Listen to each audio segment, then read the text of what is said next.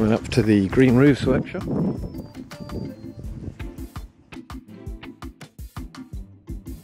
Because the key, it seems, to making green roofs is that they have to be separate. They can't interfere with the waterproof roof itself. You have a roof that operates as a roof, and what you're doing is you're creating something which contains the water and the soil and the roots that you then stick on your other roof. So what I did was I kind of made two trays. So using the builder's plastic and the trellis as a sort of stabiliser, as a shape stabiliser, and then the featherboards just to kind of contain it, and said it would slot nicely over the shed roof. And I then put, again, I used whatever terrible soil we've got here, chucked a bit of that on top afterwards, and planted my sedum. So sedum I chose because this is my first green roof I built, so that was it seemed to be the most obvious thing. It's quite cheap, really low maintenance, and now I do no maintenance at all with small plants. Right. I went to a wholesale nursery and just bought trays of the things. Although one of the more successful ones, which is at the top of the shed, as we go up there, you see it's kind of dripping over the corner.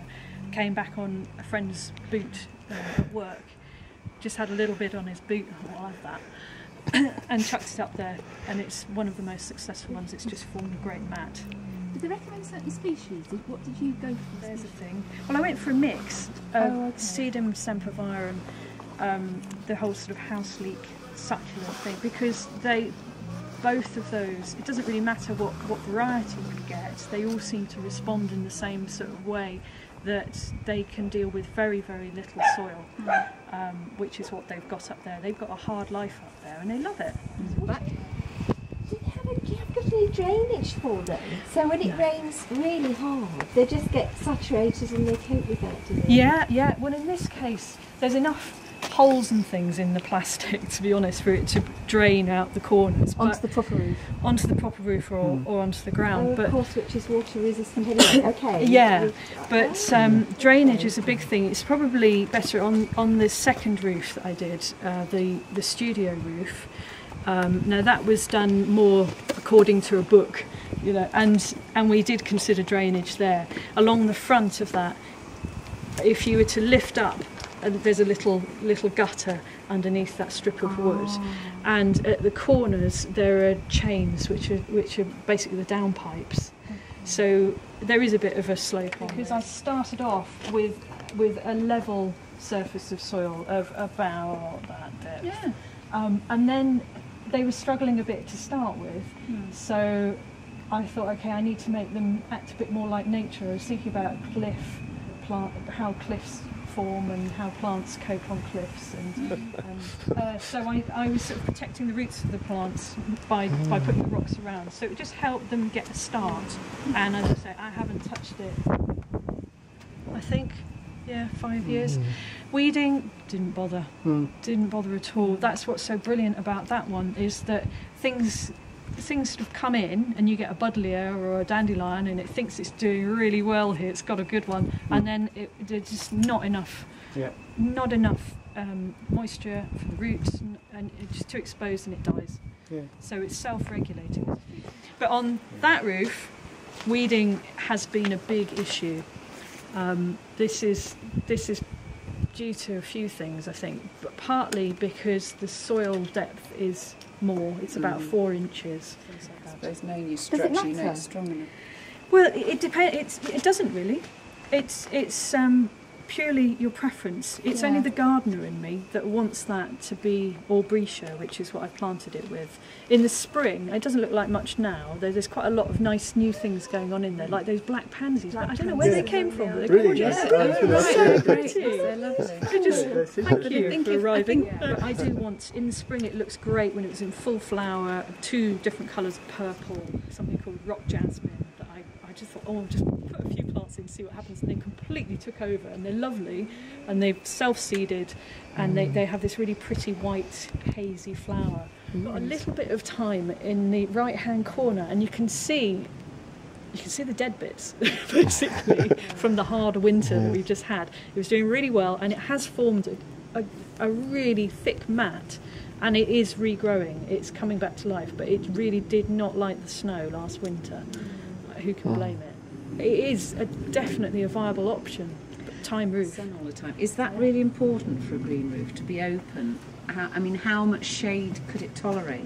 It would depend on your plants, totally on your plants. Right. I think you can adapt your green roof to whatever situation you've got. But moss presumably could be a problem if it was very shady. Yeah, yes, it could, or it could be your plant of choice.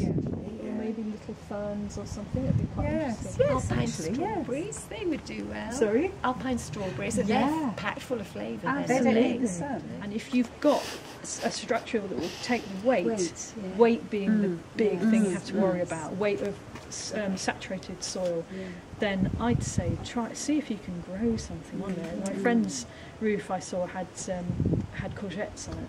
Wow. How did you tackle the engineering sort of question, knowing that what's going to hold it up is strong enough to do that? So basically he completely over-engineered the structure to make sure that it would take an elephant on there. Yeah. And I can go up on there and weed it, and I really don't have any, there's no creaks or anything. It's a very solid structure. Again, this book, I should get a commission for this. This is where, before I started making either of the green roofs, I read this. They talk about having very high content of moisture retentive materials, so it was about 80 or 90% vermiculite to 10 to 20% soil. You don't want nutrients, is what they're telling you in big letters. It's a bit like doing the wildflower. In the book they also recommend clay balls. I couldn't find a supplier nearby that could. Vermiculite actually holds the water. Will hold the water as well. There's a building I know of in London, the Creekside Centre, where the landscaping and the green roofing is brown roofing, not green roofing.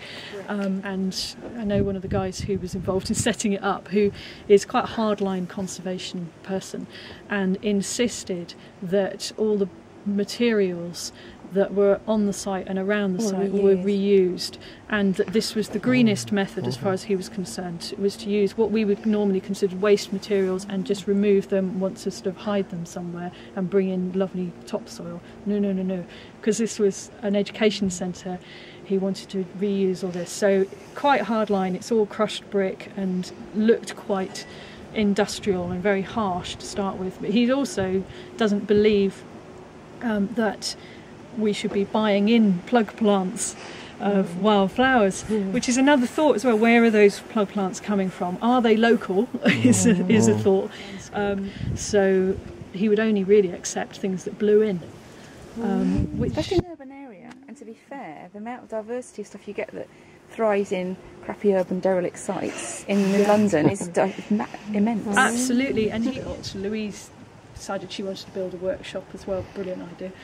And she'd seen the green roof, so she and her builder came round, and we had a good old chat about it, and she opted for a green roof, which is really sweet because she doesn't see it. I see it. It's purely for my benefit. Is that mainly grass though? It is, yeah. She's again, the depth of soil I think is about 4 inches, and she sowed seed of grass, yeah. Looks beautiful. A bit of wildflower, and then she's talking about maybe putting some different things in the autumn. Lovely, isn't it? Yeah, it's so lush. Yeah, she has watered it. I don't know, it's just a massive success. And anyway, grass can cope with going completely yellow because it happens in summer, doesn't it? And then it comes back out there. Exactly, yeah, it'll be fine really. It's foolish to water grass. And the cats love it. This is a green roof, really. This is, we had this flat roof redone a couple of years ago, and I had this planned already in my head that this was going to be the veg growing area because it was a lost space. It did have railings around it, but it was a bit pointless. We took those down.